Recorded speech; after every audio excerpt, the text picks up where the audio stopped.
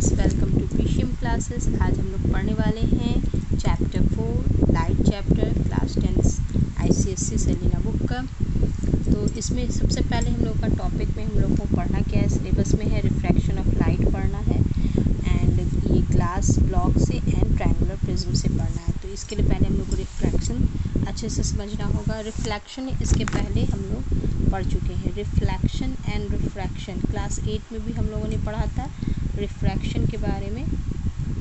तो सबसे पहले इन दोनों में डिफरेंस क्या है ये हम लोग समझ लेते हैं। रिफ्लेक्शन क्या होता है? रिफ्लेक्शन होता है किसी सरफेस से इस तरह से किसी लाइट का बाउंस बैक हो जाना। इस तरह से लाइट अगर किसी सरफेस पे पड़ती है तो ये वापस उसी मीडियम में लौट जाना, ये होता है रिफ्लेक्शन। रिफ्रैक्शन क्या होता है? अगर कोई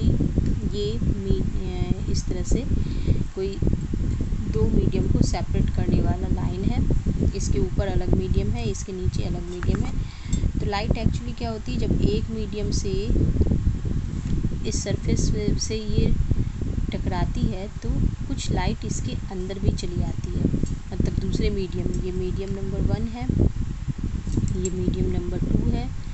तो जब मीडियम में चेंज होता है तो इसके पास दो इसके मतलब ये जो होता है ना, अपने नेचुरल रास्ते को छोड़ करके ये क्या होती है, या तो टुवार्ड्स द नॉर्मल जाती है या तो अवे फ्रॉम द नॉर्मल जाती है। मतलब जिस रास्ते से जाना था उस रास्ते ये नहीं जा करके या तो अवे फ्रॉम द नॉर्मल जाएगी या तो टुवार्ड्स द नॉर्मल जाएगी, इस तरह से। तो ये दोनों प्रोसेस समझ में आ गया। रिफ्लेक्शन मतलब होता है उसी मीडियम में वापस चले जाना, और रिफ्रैक्शन होता है एक मीडियम से दूसरे मीडियम में इंटर करना, जिसकी वजह से उसके ओरिजिनल पाथ में चेंजेस आ जाते हैं। तो रिफ्रैक्शन होता क्यों है, पहले हम लोग ये समझ लेते हैं। तो रिफ्रैक्शन इसलिए होता है क्योंकि रिफ्रैक्शन जब लाइट एक मीडियम से दूसरे मीडियम में जाती है तो इसमें लाइट का स्पीड जो होता है किसी एक मीडियम में अलग होता है, दूसरे मीडियम में अलग होता है। फॉर एग्ज़ाम्पल अगर हम लोग एयर का एग्ज़ाम्पल लें तो एयर में लाइट का स्पीड है 3 × 10⁸ मीटर पर सेकेंड, जबकि वाटर में लेंगे तो वाटर में है 2 × 10⁸ मीटर पर सेकेंड। इसी तरह ग्लास में लेंगे तो ग्लास में अलग है। तो हर एक मीडियम में एक इसका स्पीड जो होता है लाइट का चेंज होता रहता है। तो जब भी ये एक मीडियम से दूसरे मीडियम में आएगी तो क्या होगा, या तो इसका स्पीड घटेगा या तो इसका स्पीड बढ़ेगा। और अगर स्पीड घटता है तो ये क्या हो जाती है, ये स्लो हो जाती है, इसलिए टुवार्ड्स द नॉर्मल चली जाएगी। अगर इसका स्पीड बढ़ता है तो स्पीड ग्रेटर होने की वजह से ये अवे फ्रॉम द नॉर्मल जाती है। तो इसलिए ये टुवार्ड्स द नॉर्मल और अवे फ्रॉम द नॉर्मल जाती है, समझ में आ गया। अब स्पीड घटता बढ़ता कैसे, तो अगर हम लोग जानते हैं एयर में इसका स्पीड मैक्सिमम होता है, इससे ज़्यादा एयर में स्पीड, एयर क्या मतलब किसी भी मीडियम में स्पीड लाइट का नहीं हो सकता है। तो एयर में इसका स्पीड मैक्सिमम है, तो किसी अदर मीडियम में अगर वो जाती है तो उसका स्पीड डिक्रीज़ होगा।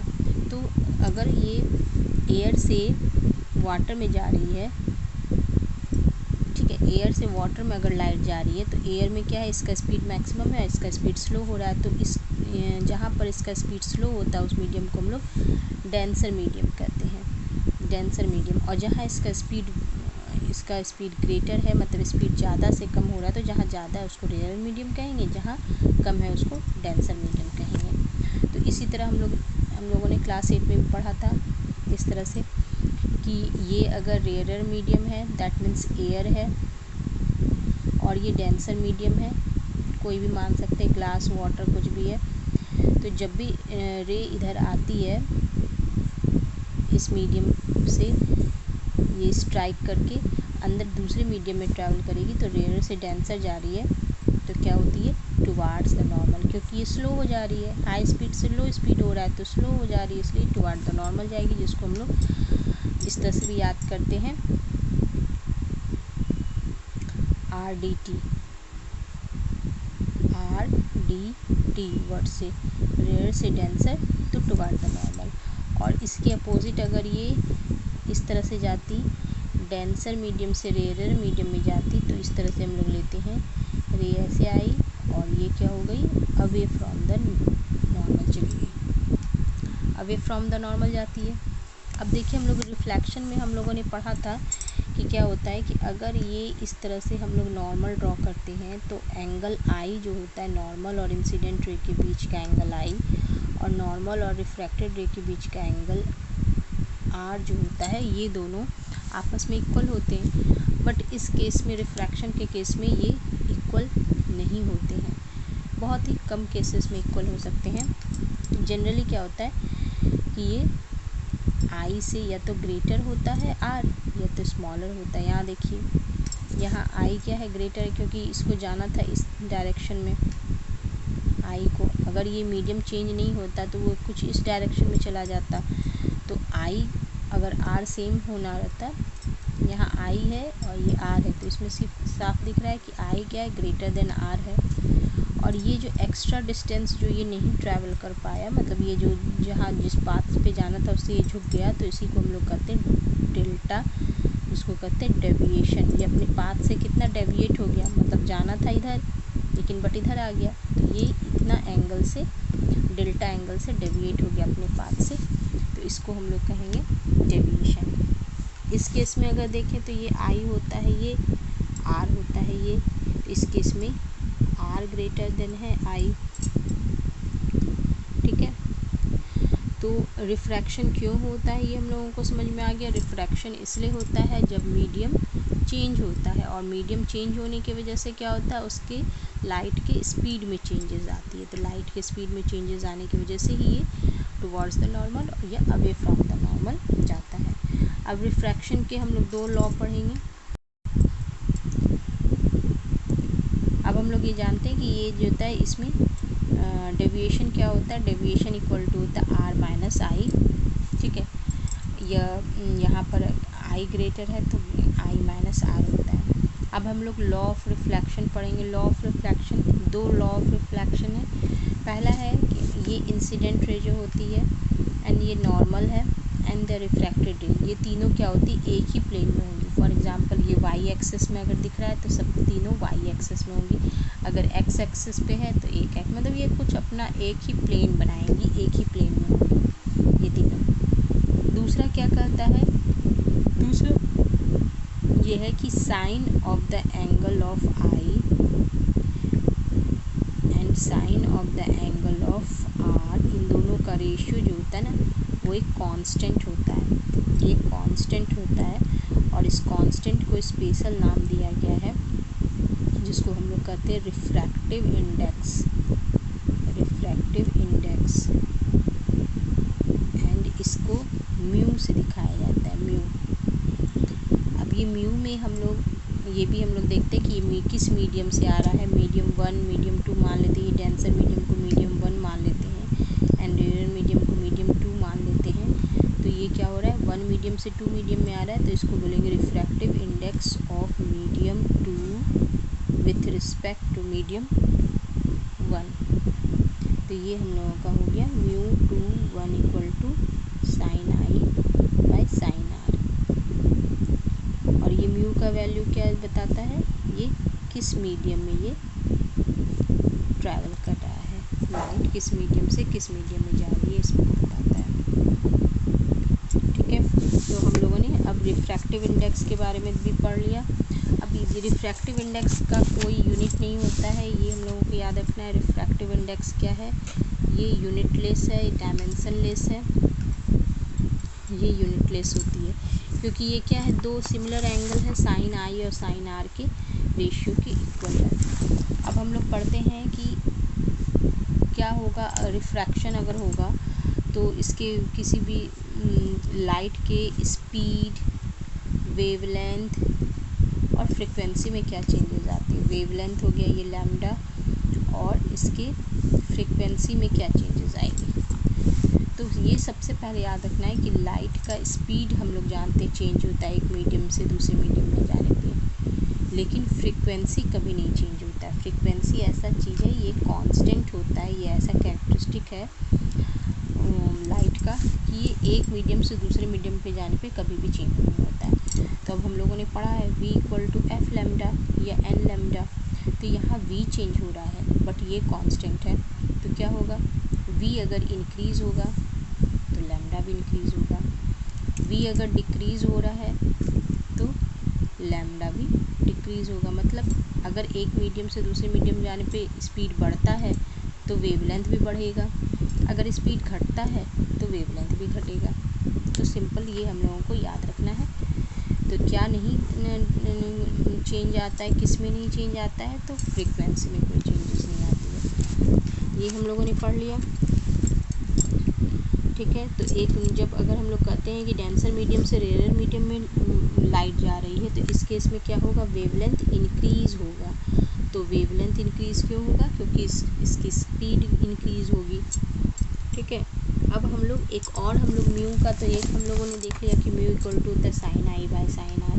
म्यू का एक और फॉर्मूला होता है, mu equal to speed of light, speed of light in air या वैक्यूम, इन एयर या वैक्यूम में कह सकते हैं, by speed of light in that medium. जिस मीडियम का हम लोग को रिफ्रैक्टिव इंडेक्स निकालना है उस मीडियम में स्पीड का क्या लाइट है। तो म्यू अगर हम लोग लेते हैं, फॉर ग्लास ले रहे हैं, तो हम लोग जानेंगे कि ये जो होता है एयर का स्पीड को हम लोग सी से लिखते हैं एंड ग्लास में स्पीड का लाइट वी मान लेते होगा। तो इस तरह से हम लोग किसी भी मीडियम का निकाल सकते हैं, ग्लास में, या फिर हम इसको एम ही ले लेते हैं, किसी भी एनी मीडियम, जहाँ एम क्या है, एनी मीडियम है। तो हम लोगों ने एक चीज़ और क्या इसमें ध्यान देना है कि हम लोग जानते हैं सी जो होता है ये तो फिक्स्ड है, ये तो चेंज होने वाला है नहीं।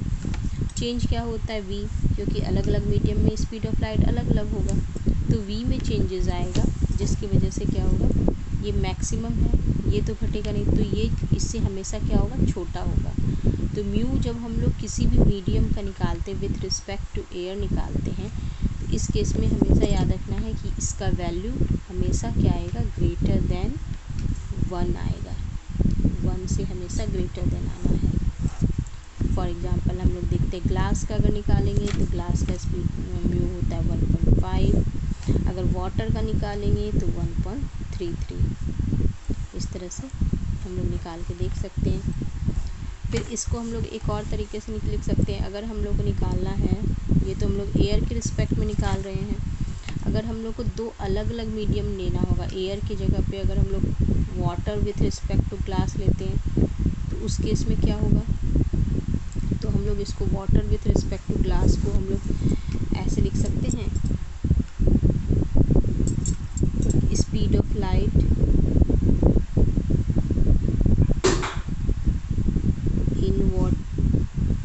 इन glass by speed of light in water,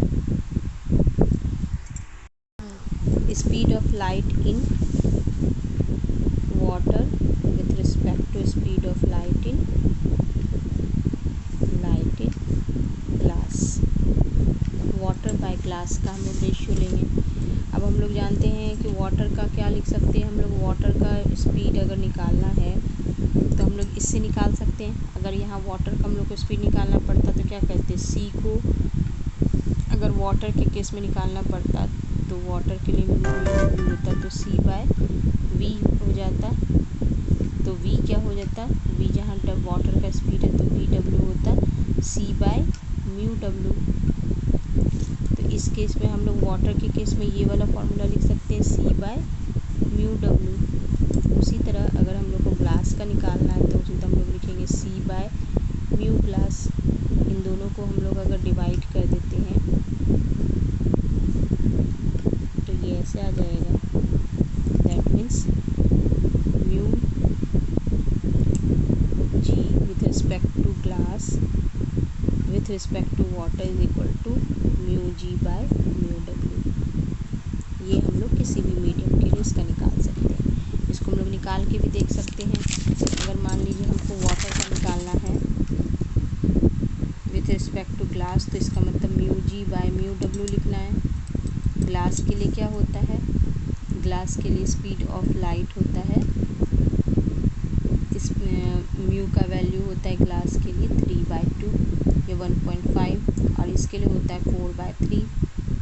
तो इस तरह से इन दोनों को कर देंगे तो 9/8, ये 9/8 हम लोग क्लास का refractive index with respect to water. इसी तरह अगर हम लोग को water with respect to glass निकालना होगा तो हम लोग लिखेंगे म्यू डब्ल्यू बाय म्यू जी, और इस केस में हम लोग लिखेंगे 4/3 2/3, तो ये हो जाएगा 8/3।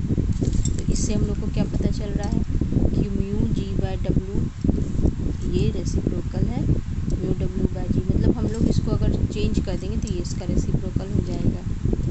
तो इस तरह से हम लोगों ने इतने सारे फार्मूले देखे। तो एक फार्मूला ये हो गया, ये ध्यान रखना है हम लोगों को। इससे बहुत सारी छोटी